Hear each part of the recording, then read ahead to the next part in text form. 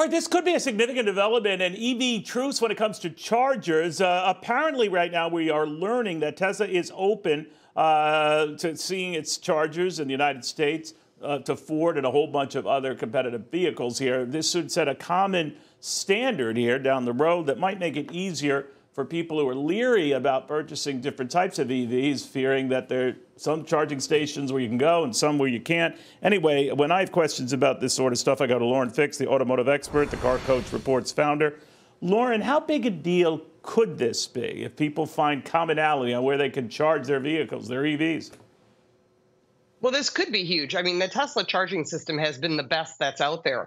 And what's interesting is if you look at Europe, they've been having no charging issues at all because everything's on the same plug. But here in the US, if you purchase a Tesla, the access was to their charging stations. And that was fabulous for those that purchased Teslas. And then everybody else got on board and we had Electrify America and everyone else, but there weren't enough charging stations. So Tesla made a deal with Ford at first. Now General Motors, Stellantis, Hyundai, and so forth down the road. Everybody's jumping on board. And Ford is the first to have access through their Mach-E and their Lightning F-150 truck to charge at a Tesla charging station, which is really good because one of the biggest issues is finding reliable charging, and this may solve some people's problems. So Tesla has the most chargers, right? So that makes it easier there. These other competitive systems, they have their own charging systems, own networks. How much of a game changer would that be for them if those people can go to the Tesla charging stations?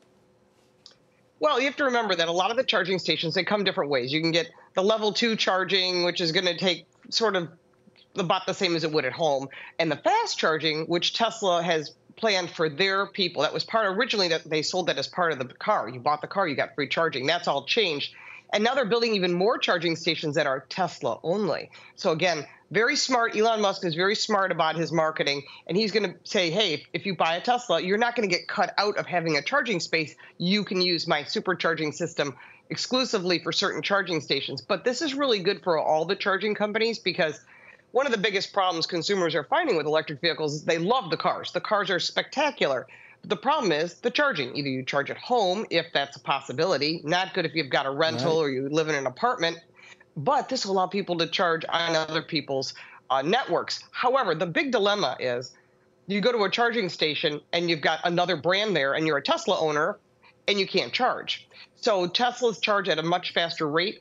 All the other vehicles that pull in and charge will charge at a level 2. So it just offers more places to plug in and be charging. So that no one really talks about. All right. No, I'm glad you did. I learned something all the time. Lauren, thank you again. Great catching up with you. Lauren Fix on that.